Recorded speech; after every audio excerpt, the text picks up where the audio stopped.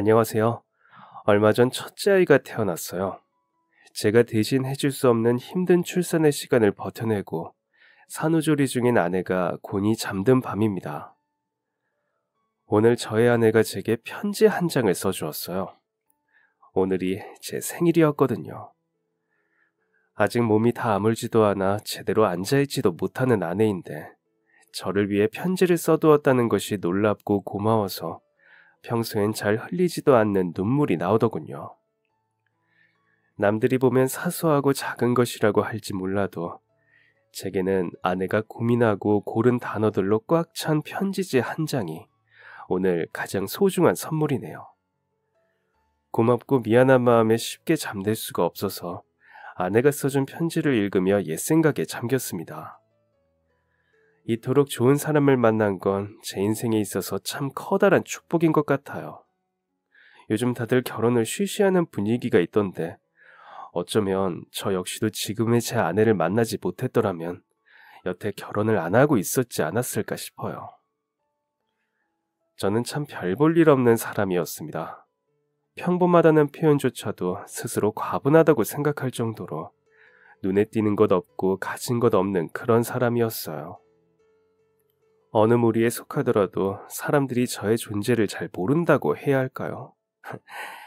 제 아내는 그런 저의 성격을 흠이 되지 않는다고 했었지만 사실 아내를 만났던 초기에는 제 스스로 그런 제 성격을 많이 부끄러워했었습니다. 흔히 말해 남자답지 못한 성격이라고 생각했었거든요. 그래도 몇 없는 제 주변 사람들은 말하더군요. 어쩌면 제 성격이 그랬던 탓에 지금의 아내와 잘 맞는 것일지도 모른다고 말이에요. 오래전부터 저의 이상형은 엄마 같은 여자였습니다. 여기서 엄마 같은 여자라고 하면 이상하게 생각하실지도 모르겠어요. 혹시 마마보이 아냐? 실제로 누가 이상형을 물으면 엄마 같은 여자라는 말은 저를 마마보이 취급하기 딱 좋은 말이었습니다. 저는 저희 어머니의 성격을 존경해 왔습니다.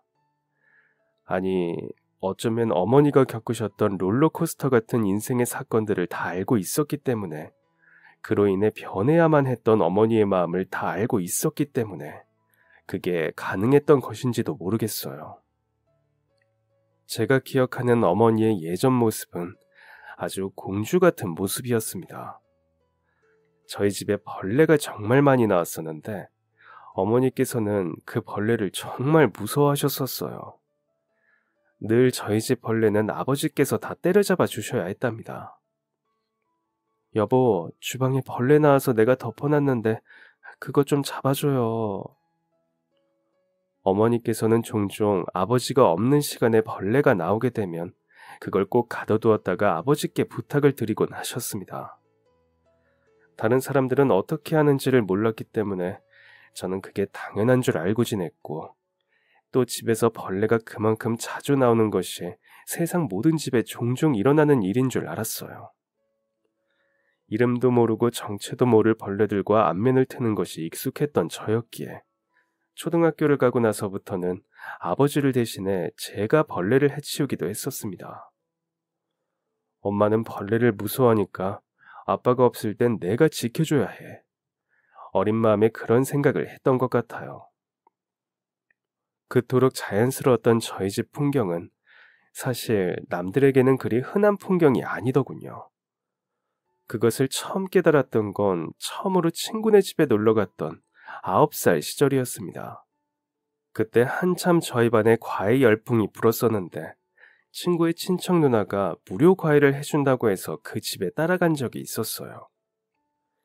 사실 그때 저의 관심은 공부가 아니라 친구네 집에 놀러 간다는 색다른 경험에 쏠려 있었지만 무료 과외라는 말에 어머니께서도 흔쾌히 저를 그곳에 가도록 해주셨답니다.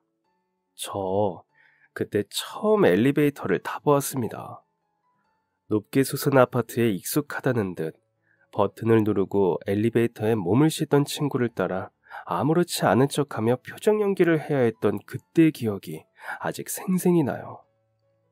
도시라고 부르기에도 애매했던 그때 그 시절, 저희 동네는 시골에 가까운 풍경이었거든요. 그런 허허벌판 시골 동네에 새로 아파트가 들어서고 그 아파트에 마침 제 친구가 살게 되었던 것입니다. 엘리베이터보다 더 심장이 두근거리고 충격이었던 것은 그 친구가 문을 열고 들어간 집 내부의 모습이었습니다. 저희 집은 요 인도 아래로 계단을 내려가듯이 내려가 낡은 대문을 열면 수도가가 보이고 주인집 옆에 딸려있던 작은 별채였어요. 방 하나에 주방 겸 거실 하나가 있었고 화장실은 밖으로 나가야 하는 그런 구조였답니다. 아침에 일어나 세수를 하는 곳은 당연히 마당에 딸린 수도가였고 말이에요. 솔직히 다들 그런 집에 사는 줄 알았습니다. 동화책에 나오는 집들도 다 저희 집이랑 비슷하게 생겼다고 생각했었어요. 굴뚝이 있고 나무가 있고 그런 것들. 그랬는데 친구 집은 너무 다르게 생긴 거죠. 신발을 벗고 들어가는 현관부터가 달랐고 푹신한 소파와 커다란 TV, 벽에 걸려있던 가족사진. 그중 가장 충격적이었던 것은 화장실이었답니다. 그때만 해도 제가 다니던 학교 화장실에도 변기들이 모조리 쪼그려 앉아 쓰는 모양이었는데 친구네 집에는 엄청 좋은 변기가 있는 거예요. 어리고 놀란 마음에 도저히 편하게 볼일을 볼 수가 없겠더라고요. 그날 그 친구네 집에서 공짜 과일을 받고 저희 집 대문을 열고 들어가 급하게 화장실로 뛰어들어가면서 그런 생각이 들었습니다. 우리 집은 왜 이럴까? 지혁이 집은 저렇게 좋은데 우리 집도 지혁이 집처럼 생겼으면 좋겠다. 아, 나도 엘리베이터 있는 집에서 살고 싶다. 그래서 참 철이 없게도 그날부터 어머니 아버지께 친구 집 얘기를 자주 했답니다. 어머니께서는 제가 처음으로 그 말을 했을 때 울먹이며 물어오셨어요. 우영이 너 그럼 그때 그래서 그 집에선 못 가고 참았다가 집에 와서 화장실 간 거니? 저는 고개를 끄덕였고 아버지께서는 절망하는 듯 한숨을 쉬셨습니다. 가난했던 시절 어떻게 해서라도 저를 잘 키워보려 하셨던 어머니 아버지의 가슴에 그렇게 저는 대못을 박아버렸습니다. 가난이 무엇인지도 잘 몰랐던 9살 어린 나이인 제게 어머니 아버지께서는 어떤 설명도 쉽게 하시지 못했습니다. 어색한 미소와 두 분의 눈에 맺힌 어렴풋한 눈물방울. 저는 그걸 뚜렷이 보고서도 몰랐어요. 자꾸 얘기하고 고집을 피우면 그렇게 때를 쓰다 보면 그 집에 살 수 있을 줄만 알았습니다. 근데 그게 안 되는 것이더라고요. 한 달이 지나도 두 달이 지나도 저는 여전히 그 집에 살아야 했습니다. 그러다 보니 자연스레 알게 되더군요. 우리 집은 남들과는 다르다는 것을. 나는 엘리베이터가 있는 집에 살 수가 없다는 것을 말이에요. 제가 초등학교 5학년이 되고 나서야 저희는 그 어둡고 침침하고 비좁은 데다 벌레가 득실거렸던 불편한 집을 떠나 이사를 갈 수가 있었습니다. 물론 그 집에도 엘리베이터는 없었어요. 하지만 계단을 올라 문을 열고 들어가는 빌라였고 깨끗했습니다. 벌레도 더는 없었어요. 집 안에 화장실이 있고 변기도 그 친구네 집 것과 똑같았죠. 지금 생각해보면 부모님께서는 그 집으로 이사를 하기 위해 얼마나 피땀 눈물 흘려가며 고생을 하셨을까요? 어리고 철없는 아들 자식 때문에 부모님 가슴에 생겼을 상처를 생각하면 너무너무 속상합니다. 아무리 어렸다지만 너무 큰 상처를 드린 것 같아서 죄송합니다. 그래도 그 집으로 이사를 하고 나서부터는 저희 집 형편이 조금 좋아졌었나 봐요. 아버지께서는 비록 계속해서 야간 일을 나가셨지만 어머니께서는 저와 함께 시간을 보내시곤 했거든요. 그러면서 어머니의 이야기를 많이 듣게 되었습니다. 비록 아직 초등학생이라는 어린 나이였지만 그래도 어머니의 이야기를 듣고 그 말이 무슨 말인지는 이해할 수 있는 나이였죠. 어머니께서 주로 제게 해주셨던 이야기는 아버지와 처음 만난 이야기라던가 아버지와 어떻게 결혼하시게 되었는지에 관한 이야기였습니다. 아버지께서는 아주 가난했지만 근면성실하고 책임감이 강한 분이었고 어머니께서는 오냐오냐 자라 세상 무서운 줄 몰랐던 철부지였다고 꼭 그런 표현을 써서 말씀하시곤 했어요. 내가 엄청 철이 없었는데 너희 아빠 만나서 많이 사람 된 거야. 아빠가 엄마 공주병 많이 고쳐줬어. 세상 사는 법도 많이 배우고 너희 아빠가 엄마한테 청혼할 때 했던 말이 뭔 줄 아니? 다른 거 다 해주겠다 약속은 못해도 무서워하는 벌레는 평생 잡아주겠다고 했었어. 엄마는 그 말에 홀딱 넘어가서 네 아빠랑 결혼했고 말이야. 어머니께서는 몇 번을 해도 질리지 않는다는 듯 했던 말씀을 하고 또 하셨습니다. 저는 그 말을 들을 때마다 똑같이 대답했어요. 엄마, 진짜 벌레 잡아준다는 말에 결혼을 했단 말이야? 아니지, 사랑해서 한 거지. 엄마가 아빠를 사랑하고 아빠가 엄마를 사랑해서, 그렇게 사랑해서 너도 태어난 거야. 어머니의 그 대답이 듣고 싶어서 매번 그렇게 똑같이 물었었답니다. 어쩌면 어머니께서도 그 이야기를 하고 싶으셔서 매번 같은 이야기를 제게 들려주셨던 건 아닐까 생각해요. 그리고 그 다음으로 어머니께서 많이 하셨던 이야기는 할머니에 관한 이야기였습니다. 저희 친할머니 말이에요. 너희 할머니가 얼마나 좋은 분이었는지 아니? 그럼 저는 기다렸다는 듯 몸을 웅크리고 앉아 어머니의 이야기에 귀를 기울였습니다. 아니, 사실 그 이야기는 듣는 것보다 눈으로 보는 게 더 흥미로웠어요. 그 이야기를 들려주실 땐 어머니께서는 늘 서랍 깊숙한 곳에서 무언가를 꺼내어 보이시며 이야기를 하셨거든요. 이게 너희 할머니가 주신 거야. 엄마랑 아빠랑 결혼할 때 할머니께서 엄마한테 주신 거. 우리 가족이 되어줘서 고맙다고, 우리 아들이랑 행복하게 잘 살라고 하시면서 여기 보이지? 할머니 성함. 어머니께서는 그러면서 반지 안에 쓰인 할머니와 어머니의 이름을 보여주셨습니다. 저는 한 번도 뵌 적이 없는 할머니의 얼굴이, 사진을 몇 번이나 봐도 잘 외워지지 않는 할머니의 얼굴이 마음대로 머릿속에 상상되는 순간이었어요. 분명 할머니께서는 그 반지를 어머니께 주시면서 아버지를 닮은 웃음을 지으셨을 테니까요. 제가 그 이야기를 귀로 듣는 것보다 눈으로 보는 게 더 흥미로웠던 것은 어머니께서 자세히 보라며 보여주시던 반지 속의 그 6글자 때문이었습니다. 단순히 반지 속에 이름을 새겨 넣었다는 것이 신기하기도 했고, 그 글자를 새긴 사람이 할머니가 아니라 저희 어머니였다는 것이 놀랍기도 해서 그랬어요. 엄마가 우리 가족 다음으로 가장 아끼는 보물이야. 할머니께서 엄마한테 정말 잘해주셨거든. 엄마는 일찍 부모님 2분 돌아가시고 오빠 손에 자라느라 좀 멍청했어. 할 줄 아는 것도 없는데 겁도 많고 도끼병이나 있었던 나를 뭐가 예쁘다고 그렇게 잘해주셨는지. 딸이 없어 딸이 갖고 싶었다는 말을 어찌나 그렇게 자주 하셨었는지. 엄마를 정말 딸처럼 대해주셨어.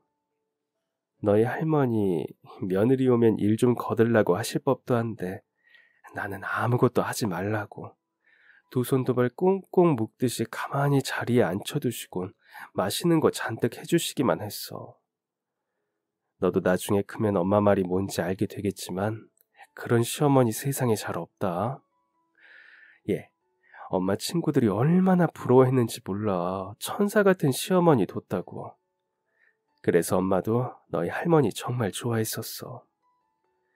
그래서 돌아가시는 날 얼마나 울었는지 몰라. 아휴, 우리 우영이 보셨으면 진짜 예뻐하셨을 텐데. 울퉁불퉁. 사실 그렇게 예쁘지도 않고 독특한 꽃 모양의 투박한 테두리를 가진 그 반지를 어머니께서는 보물처럼 쓰다듬으며 말씀하셨습니다. 매번 덤덤하게 동화 읽어주듯 이야기하시던 어머니였지만 가끔은 그렇게 울먹이기도 하셨어요. 저는 뵌 적 없는 저희 할머니와 어머니 2분 사이에 아름다운 추억이 저에게도 몽글몽글 피어나는 그런 소중한 시간이었습니다. 어머니께서 그렇게 할머니를 사랑하고 존경했던 만큼 그 반지 역시 어머니께는 소중한 보물이었나 봅니다. 그래서 그 투박하고 못생겼던 반지가 제 눈에도 반짝반짝 빛나는 것처럼 보였나 봐요. 어머니께서는 반지에 새겨진 두 분의 성함처럼 할머니를 마음속 깊이 새기신 것 같았습니다. 그래서 저도 두 분의 이야기가 자연스레 가슴속 깊이 새겨졌던 것 같아요. 그리고 그 후 중학교에 올라가고 나서는 그때처럼 그렇게 자주 어머니의 이야기를 들어드리진 못했어요. 종합학원이 유행을 하면서 저 역시도 방과 후에는 학원을 다니기 바빴거든요. 어머니께서는 늘 말씀하셨답니다.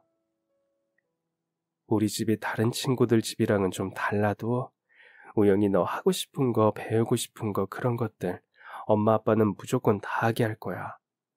엄마 아빠만 믿고 우리 아들은 하고 싶은 것만 생각해. 그러면 저는 그 말씀을 듣고 그저 어머니께서 보내주시는 대로 자연스레 학원 버스에 몸을 실었습니다. 공부에도 교우 관계에도 크게 관심이 없었던 저는 사실 어머니께서 하라는 대로 하기 바쁜 조금 바보 같은 아들이었어요. 그래도 저는 행복했습니다. 언젠가부터인지 소극적인 저의 성격이 두드러지게 자리 잡으면서 학교에서 친구들이랑 잘 어울리지도 못했고 학원을 가는 것도 힘들었지만 집에서 저를 아껴주시는 부모님이 계셨기 때문에 그리고 그토록 원하던 엘리베이터가 있는 빌라로 이사를 했기 때문에 기쁘기도 했었고요. 그런데 문제가 생기고 말았어요. 야간 일을 그만두시고 주간 일을 새로 시작하셨던 아버지께서 퇴근길에 사고가 나는 바람에 크게 다치고 말았거든요. 아버지께서는 의식을 잃은 채 얼굴을 알아보지 못할 정도로 망가진 모습을 하고 병원 침대 위에 누워 계셨고 그런 아버지의 모습을 확인하신 어머니께서는 미칠 듯한 절망감에 쓰러지고 마셨습니다. 곧이어 정신을 차리셨지만 그때의 그 상황은 저에게 엄청 큰 두려움이 되어 다가왔어요. 어머니까지 쓰러지시는 걸 다 보고 말았고 수술실에 들어가시고도 몇 시간이 넘도록 모습을 드러내지 않는 아버지로 인해 저의 두려움은 점점 더 커져갔어요. 갑작스런 사고로 온몸을 다친 채 의식을 잃어버린 아버지. 몇 번에 걸친 대수술. 긴 시간과의 싸움은 결국 비극으로 끝이 나고 말았습니다. 9개월 동안 의식을 찾지 못한 채로 여러 의료기기들에 둘러싸여 힘든 시간을 보내시던 아버지께서는 그게 너무 힘드셨는지 저에게 한마디 인사도 없이 그렇게 떠나셨어요. 정말 많이 울었습니다. 믿을 수가 없었거든요. 아버지의 손도 만져보고 아버지의 냄새도 맡아보았지만 믿어지지 않았거든요. 어머니께서는 아마 저보다 더 힘들고 막막하셨을 거예요. 아버지는 어머니의 전부였던 분이니까요. 가족을 위해서 열심히 사시던 아버지의 허망한 죽음은 어쩌면 어머니께 죄책감이 되어 남겨졌을지도 모르겠습니다. 왜냐하면 제가 그랬거든요. 제가 어른이었더라면 아버지를 그렇게 힘들게 일만 하다 돌아가시지 않도록 해드렸을 텐데 하는 생각 때문이었죠. 그래도 저는 막막하지는 않았습니다. 아버지께서 돌아가셔서 너무 가슴 아프고 힘들고 괴로웠지만 너무 슬펐지만 막막함이라는 것은 잘 모르던 나이였으니까요. 하지만 어머니께서는 많이 막막해 하셨어요. 힘들어 죽을 것 같다가도 막막한 현실을 생각해야 했던 어머니께서는 그렇게 하루가 멀다 하고 야이어 가셨습니다. 저희 집은 다시 엘리베이터가 없는 집으로 이사를 하게 되었습니다. 몇 개월에 걸쳐 아버지의 수술과 병원비를 대느라 집에 남아있는 돈이 없을 터였습니다. 어머니께서는 오랜 시간 동안 슬퍼하는 대신 차가운 현실과 협상을 하시는 것 같았어요. 이사한 집에서 처음으로 바퀴벌레가 나왔을 때 그 벌레를 무표정한 얼굴로 탁 잡아내버리는 어머니를 보며 깜짝 놀랐던 기억이 생생합니다. 어머니께서는 놀라는 저를 보며 희미하게 웃어 보이셨죠. 마치 그것쯤은 아무 일도 아니라는 듯. 나중에야 어머니께서 진실을 말씀해 주셨습니다. 엄마가 진짜 벌레 하나 못 잡아서 너희 아빠한테 그렇게 했던 것 같아? 벌레 잡아주고 으쓱한 너희 아빠 얼굴 자꾸 보고 싶어서 그랬지. 가난해서 미안하다는 너희 아빠, 나도 잘난 것 없기에 마찬가지라고. 나는 당신 사람 하나만 보고 사랑한 거라고 아무리 이야기해도 자꾸 기죽어 하던 너희 아빠, 그렇게 해서라도 으쓱하는 모습 보고 싶어서. 어머니의 그 말씀이 충격적이라서 너무 슬프고 속상해서 그 후로도 몇 번이고 그 말을 되새겼었어요. 제가 의도한 게 아니라 자꾸 생각나더라고요. 사랑이라는 건 무엇인지, 어머니 아버지가 하던 그 사랑은 무엇인지. 어머니의 손가락에는 낯익은 반지가 끼어져 있었습니다. 이거라도 손에 끼고 다녀야 마음이 든든할 것 같다고 웃어 보이던 어머니의 얼굴이 묘하게 누군가를 떠올리게 만들었습니다. 바로 아버지였습니다. 어머니께서는 그렇게 아버지께서 돌아가시고 난 후 공주 같고 소녀 같던 모습을 벗어 던지고 세상에서 가장 강한 가장이 되셨습니다. 물론 어머니께서 혼자 힘들어 하시는 모습을 몰래 몇 번 보기도 했었습니다. 여보, 왜 이렇게 일할 자리가 없는지 모르겠어. 우리 우영이 생각하면 하루빨리 일거리를 찾아야 하는데 나 어떻게 해야 해? 이럴 땐 당신이 옆에서 정답을 말해줄 것 같은데. 혼자 아버지 사진 앞에서 작은 목소리로 칭얼거리는 어머니를 보고 있으면 어머니께 다가갈 용기가 나질 않아 한번 안아드리지도 못했어요. 그제야 저는 어머니께서 느끼는 막막함이란 게 무엇인지 느꼈던 것 같아요. 아마 처음이지 않을까요? 학교 숙제를 하지 못했을 때나 느꼈던 막막함이라는 감정을 그렇게 제대로 느껴보게 된 것이 말입니다. 그렇게 혼자 끙끙 앓으며 힘들어하시던 어머니께서도 기쁜 얼굴로 집에 들어오셨던 날이 있었습니다. 그날도 일거리를 찾으러 나가셨던 날이었어요. 저는 다니던 학원을 잠깐 그만두고 학교가 끝나자마자 집에 와서 공부를 하고 있었는데 어머니께서 문을 열고 들어오시자마자 전보다 환한 얼굴로 제게 말씀하셨습니다. 아들, 엄마 이제 돈가스 집에서 일한다? 그렇게 웃는 얼굴을 얼마 만에 본 것인지 저도 모르게 어머니를 따라 웃게 되는 순간이었답니다. 키는 너만한데 너보다 좀 더 어리지 싶어. 여자애가 혼자 길에 웅크리고 있기에 무슨 일이 있냐고 물었더니 비몽사몽한 얼굴을 하고서 집을 못 찾겠다고 하는 거 있지? 순간 큰일 났다 싶어서 집 찾아준다고 몸을 일으키는데 애 몸이 불덩인 거야. 놀라서 왜 이러냐 했더니 아파서 병원 갔다가 약 먹고 가는 길이래. 근데 머리가 너무 어지럽고 눈이 무겁고 힘들어서 집을 못 찾겠다고. 알고 보니 그 골목이 아니었더라고. 겨우겨우 병원 찾아서 애엄마 있는 데로 데려다 줬는데 이렇게 좋은 일이 생겨버렸어. 아파서 길을 헤매는 아이에게 부모를 찾아준 것일 뿐인데 그렇게 찾아간 집이 새로 생긴 식당이었고 마침 일할 사람을 구하고 있었던 것입니다. 그 아이는 괜찮으냐고 했더니 약 먹고 자는 것까지 보고 나왔다며 어머니께서는 말씀하셨어요. 그렇게 저희 모자는 사랑하는 가족을 잃은 슬픔을 조금씩 견뎌냈고 가슴속에 묻어가며 매일 아침 눈을 떴습니다. 어머니께서는 악착같이 식당에 나가 일을 하셨고 저는 할 수 있는 게 아무것도 없어서 어머니가 안 계시는 시간에 청소와 빨래를 하고 얌전히 앉아 공부만 했던 것 같아요. 이상하게 점점 어머니의 모습에서 아버지의 모습이 보였습니다.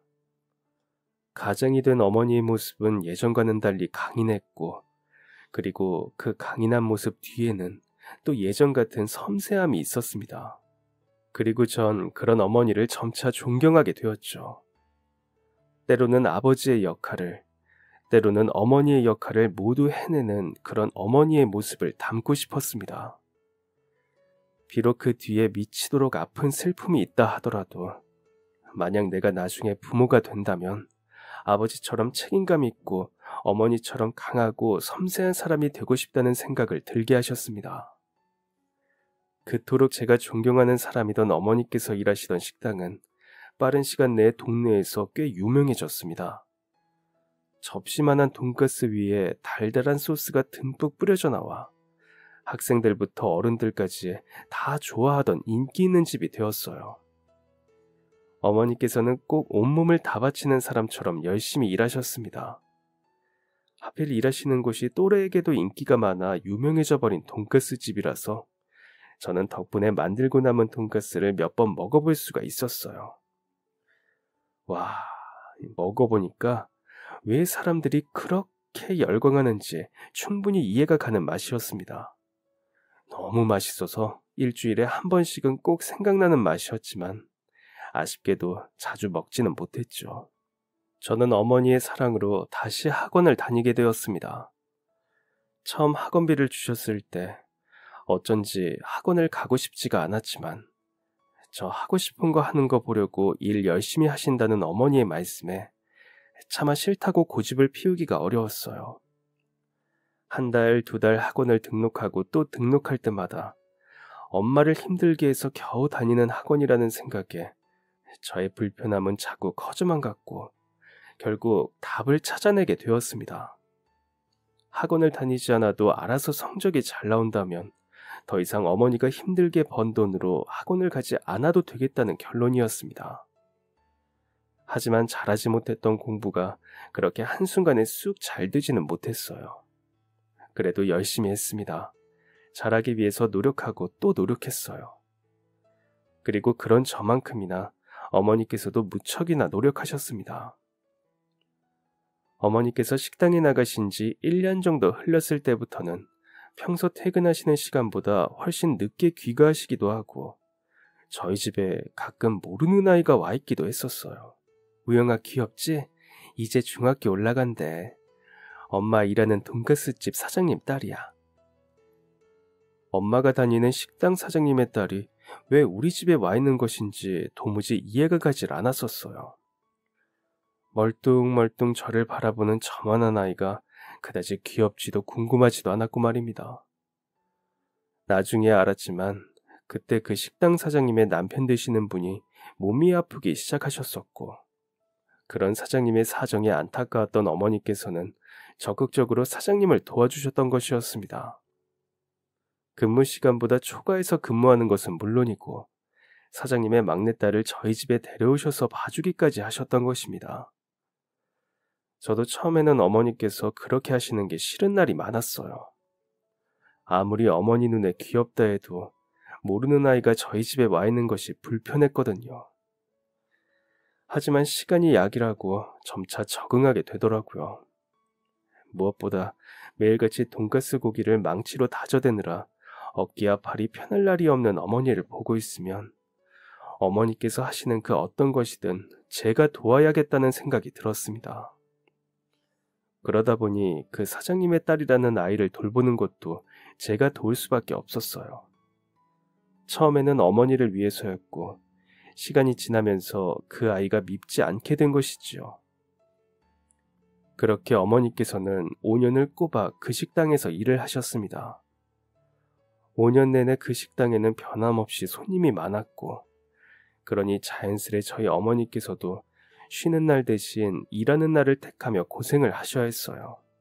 그 모든 것이 저를 위한 일임을 알고 있었기에 저도 최선을 다해 어머니를 도와드리려고 했었는데 그런데 아무래도 저의 하찮은 도움이 실제로 어머니께 큰 도움이 되지 못했던 것 같습니다. 어머니께서 그 식당에서 일을 하신 지 5년째 되던 어느 날의 아침, 알람시계 소리를 듣고 일어난 제가 씻으러 화장실에 들어갔다 충격적인 상황을 맞닥뜨리게 되고 말았습니다. 어머니께서 바닥에 쓰러져 계셨거든요. 너무 놀라서 그대로 어머니를 업고 뛰었습니다. 어디를 다치셨는지 뭐 때문인지 모르니 그에 맞는 응급처치만 하고 구급차를 기다리는 게 안전한 선택이었을 수 있는데 아무것도 모르니 급한 마음에 냅다 등에 들쳐업고 병원으로 뛰어갔어요. 19이 되면서 덩치가 커지고 힘이 세진 저에게 어머니는 꼭 솜털처럼 가볍게 느껴졌습니다.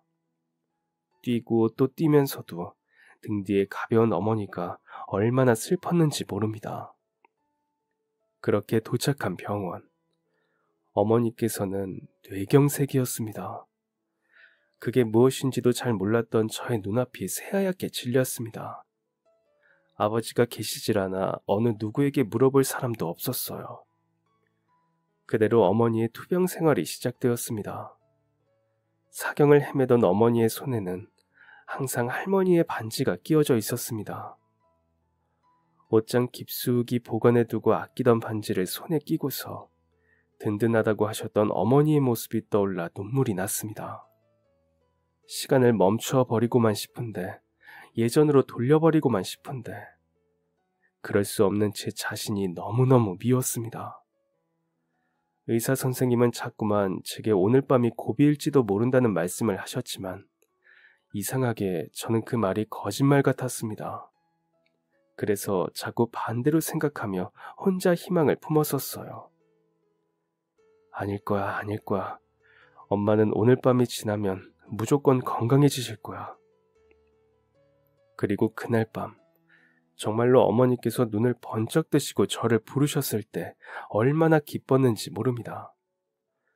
그렇게 될 거라고 생각했더니 정말 그렇게 되었다는 생각이 말이에요. 울면서 어머니를 부르며 손을 붙들어 잡는 저에게 어머니께서는 말씀하셨습니다. 우리 우영이 나중에 결혼하면 주려고 했는데, 나중에 나한테도 며느리가 생기면 그때 주려고 했는데, 우영아, 엄마가 그러질 못할 것 같아. 엄마가 우리 며느리한테 직접 이 반지를 전해줄 수 없을 것 같아. 나중에 우리 우영이 결혼할 사람 생기면, 엄마 아빠처럼 사랑하는 사람 생기면 그때 우영이가 이 반지 직접 줄래?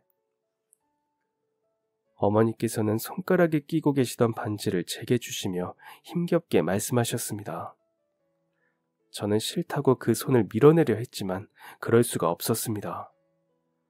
사실은 어머니께서 정신을 번쩍 차리시지 못했거든요. 힘들게 겨우 눈을 뜨고 잘 들리지 않는 목소리로 어렵게 제게 건네신 말씀이었거든요. 그렇게 어머니께서는 제게 반지를 건네주신 다음날 눈을 감으셨습니다. 이제 세상에 남은 것은 저 혼자였고 어떤 말도 어떤 위로도 사랑하는 엄마 아빠를 둘 다 잃은 제게 와닿지 못했습니다. 가장 힘든 것은 제가 사는 공간에 남아있는 어머니와 아버지의 흔적을 오롯이 혼자서 마주해야 하는 일이었습니다. 잊고 산다는 것은 아예 불가능했고 가슴에 묻는 것조차 어머니 없이 혼자 하려니 여간 괴로운 일이 아니었습니다. 살면서 가장 힘들었던 순간이 언제냐고 묻는다면 저는 그때를 이야기할 것 같습니다. 차라리 저도 두 분이 계신 곳으로 따라가고 싶을 정도로 모든 시간이 지옥이었어요. 저만큼 힘들어하시던 외삼촌의 보살핌이 없었더라면 저는 그대로 어떤 선택을 했을지도 모릅니다. 그나마 외삼촌께서 저를 챙겨주시는 바람에 나쁜 생각을 피할 수 있었어요. 수능을 치러야만 했던 그 해, 저는 시험을 치는 대신 재수를 택했습니다. 외삼촌께 조언을 구한 끝에 내린 결정이었어요. 처음에 저는 대학 대신 바로 일자리를 구할 생각이었거든요. 하지만 외삼촌이 끝내 반대하시더라고요. 어머니를 생각해보라고. 그 말씀을 들으니 대학에 가야겠다는 생각이 바로 들었습니다.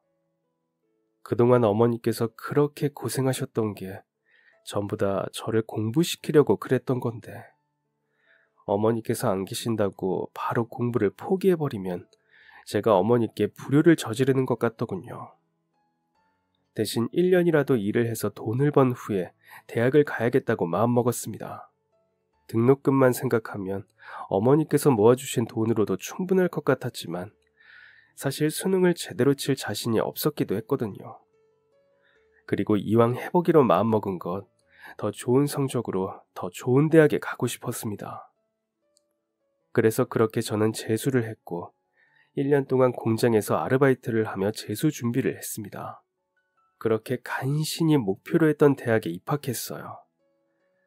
대학 합격 안내를 받았을 땐 하늘에서 보고 계실 부모님을 생각하니 가슴이 찌릿했습니다.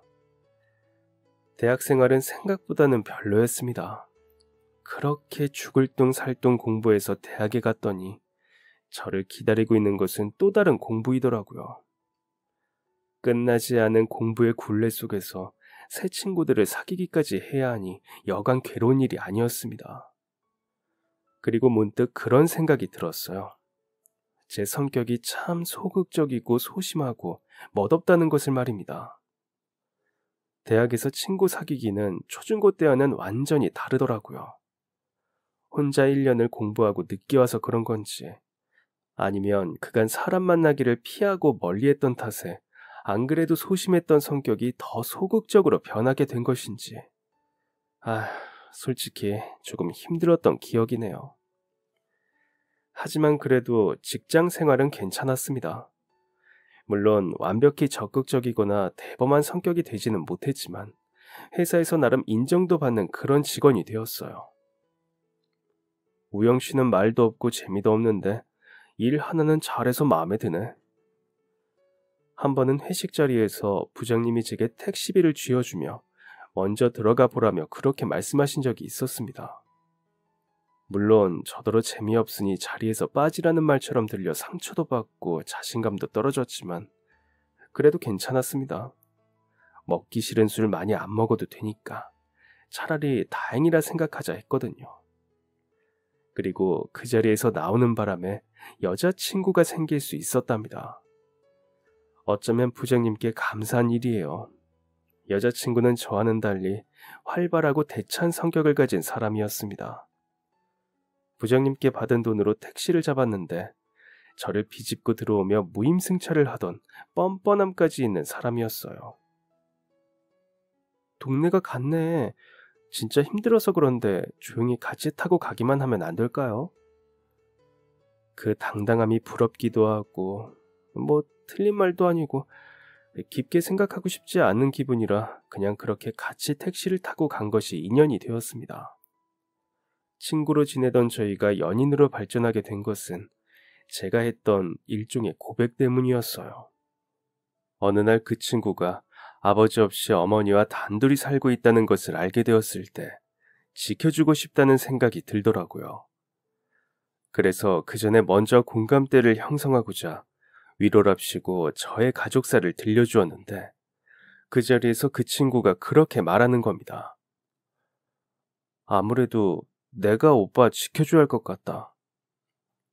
지켜주고 싶었던 저의 마음을 들키기라도 한 것처럼 가슴이 두근거렸습니다. 하지만 저는 그 아이의 말에 쉽게 대답할 수가 없었어요. 저는 참 별 볼 일 없는 사람이었으니까요. 반짝반짝 빛나는 사람이었던 그 친구와는 달리 평범하다는 표현조차도 스스로 과분하다고 생각할 정도로 눈에 띄는 것 없고 가진 것 없는 그런 사람이었으니까요. 어울리지 않는다고 생각했습니다. 그래서 거절을 하려는데 그 친구가 그러더군요. 오빠는 나 지켜주고 싶지 않아? 그 질문이 저를 옴짝달싹 못하게 만들었습니다. 감히 아니라고 대답하기 힘든 질문이었거든요. 제 속마음을 들킨 것 같아서 또 한 번 가슴이 두근거렸습니다. 그렇게 저희는 연인 사이로 발전했어요. 그리고 3년이라는 연애 끝에 청혼을 하게 되었습니다. 더 오래도록 더 가까운 곳에서 미나를 지켜주고 싶었기 때문이었어요. 어떻게 청혼을 할까 고민하다 어머니께서 주셨던 그 반지가 떠올랐습니다. 어머니께서 살아생전 가장 아끼는 보물이었던 그 반지. 꼭 제 손으로 미래의 며느리에게 전해달라고 하셨던 그 반지. 예쁜 구석 없이 투박하고 오래된 금가락지라 잠시 망설여지기도 했지만 왠지 미나라면 그 반지를 기쁘게 받아줄 것 같은 확신이 들었어요. 그런 사람이기에 그렇게 사랑할 수 있었으니까 말입니다. 그렇게 저는 그 반지 안에 적힌 할머니와 어머니 이름 옆에 미나의 이름을 새겼습니다. 그리고 그 반지를 내밀며 청혼했어요. 미나야, 나랑 결혼해 줄래? 미나 네 가장 가까운 곳에서 가장 오래도록 너를 지켜주고 싶어. 미나는 반지 케이스를 열어보지도 않고 저를 덥석 끌어안으며 그러자고 대답했습니다. 그런 미나의 씩씩함에 제 심장은 다시 한번 녹아내렸죠.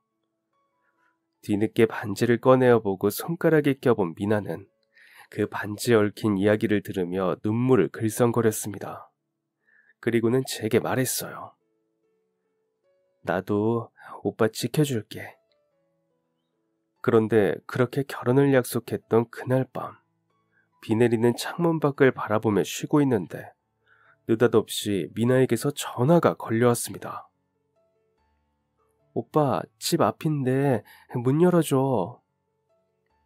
놀라서 현관으로 뛰어나가 문을 열었더니 문 앞에 서 있는 건 다름 아닌 미나와 예비 장모님이었어요. 비가 이렇게나 많이 내리는데 우산도 쓰지 않고 오신 건지 비를 맞아 흠뻑 젖어 있었습니다. 그동안 몇 차례 만나 뵙고 식사도 함께 하긴 했었지만 그렇게 불쑥 집 앞으로 찾아오신 것은 처음이라 당황하고 놀랄 수밖에 없었어요. 서둘러 두 사람을 집 안으로 들이고 마른 수건을 내어드렸지만 그보다 더 급한 손놀림으로 예비 장모님이 제 손목을 덥석 붙드셨습니다. 저기 있잖아, 김서방. 어머니 사진 좀 볼 수 있을까? 비 맞은 몸을 수건으로 닦기도 전에 예비 장모님께서 다급하게 제게 부탁하신 것은 어머니의 사진이었습니다. 어리둥절한 제가 왜 그러시느냐고 우선 머리부터 닦고 말씀하시라고 그 손에 수건을 쥐어드리니 미나가 말했어요. 엄마가 오빠가 준 반지를 본 적이 있으시대. 어머니의 반지를 보신 적이 있다니 저는 더욱더 당황했습니다. 그 반지를 어떻게 알고 계시는 거지? 다급한 손놀림으로 핸드폰 속에 있던 어머니의 사진을 열어 장모님께 건넸습니다. 그랬더니 장모님의 얼굴이 일그러졌고 곧이어 두 눈에서 눈물이 터져나오기 시작했어요. 맞네, 맞아. 그 미자 언니가 맞네. 어쩜 좋아. 사진을 확인한 장모님께서는 저희 어머니의 성함을 부르시며 오열하시고 말았습니다. 그 모습을 보던 저는 당황했지만 옆에 서 있던 미나가 무언가 기억을 스쳐가는 듯한 표정을 지으며 함께 눈물을 흘리기 시작했습니다. 그리고 그 눈물을 닦아내며 장모님께서 말씀하셨습니다. 김서방 어머니가 나 어려울 때 많이 도와줬던 사람이야. 애지중지하던 반지를 일할 때는 꼭 빼고서 나더러 금고에 좀 넣어달라고 부탁하곤 했었지. 대체 이게 뭐냐고 그렇게까지 애지중지하냐 물었을 때 언니가 그랬었거든. 시어머니가 물려주신 반지라고. 그러면서 안에 적힌 이름 2개를 보여줬었어. 근데 이게 우리 미나 손에 들려올 줄은. 알고 보니 장모님은 어머니께서 살아생전 일하셨던 식당의 그 사장님이었습니다. 힘들었던 시기에 누구보다 적극적으로 식당 일이며 사장님을 도왔던 어머니를, 그리고 그 어머니께서 그렇게나 아끼셨던 반지를 기억하고 계신 것이었어요. 독특했던 반지 문양과 그 안에 적힌 글자를 보고 알아볼 수 있었다며 오열하시는 장모님의 옆에서 미나도 울음을 참지 못하고 말했습니다. 어렸을 때 아파서 약 기운에 길 잃어버린 나를 찾아줬다던 그 아주머니가 오빠의 엄마였던 거야? 아빠 아프실 때, 엄마 힘들 때 나 밥 챙겨주고 하시던 그분이 오빠의 어머니라고? 온몸에 소름이 돋았습니다. 어떻게 이렇게 인연이 이어질 수 있는지. 만나게 된 지역도 달랐고 시간이 흐른 뒤였기에 전혀 몰랐습니다. 미나가 종종 이야기했던 장모님께서 예전에 하셨다던 돈가스 집이 그때 그 집이었을 줄은. 미나는 엉엉 울며 말했습니다. 아무래도 우리의 인연을 돌아가신 어머니께서 맺어준 것 같다고 말이에요. 왠지 저도 그렇게 느껴졌어요. 어머니께서 이어주신 것이 아니라면 그 상황을 설명할 다른 방법이 없었습니다. 직접 겪고도 믿기지 않는 놀라운 인연에 저희 두 사람은 더욱더 서로를 운명이라 여기고 깊이 사랑하게 되었습니다. 결혼식도 순조롭게 진행되었고 저희의 운명에 감사하게 되었죠. 게다가 그렇게 행복한 결혼 생활을 할 수 있었던 건 장모님의 사랑도 빼놓을 수 없습니다. 아들과 다름없다는 말을 입에 달고 사시던 장모님께서는 어머니도 아버지도 계시지 않는 외로운 저에게 든든한 가족이 되어주셨습니다. 그런 든든한 믿음과 사랑 속에 저희에게 새로운 가족이 생긴 거예요. 지켜야 할 가족이 또 늘었다는 사실에 너무나도 행복합니다. 앞으로도 그들을 잘 지켜내기 위해 변함없이 노력하는 당당하고 멋진 사람이 되려고요. 어머니께서 이어주신 인연을 소중히 귀하게 여겨 오래오래 사랑하고 사랑받으며 살겠습니다. 그럼 지금까지 사연 들어주셔서 감사합니다. 사연이 재미있으셨다면 구독과 좋아요 부탁드려요. 감사합니다. 안녕히 계세요.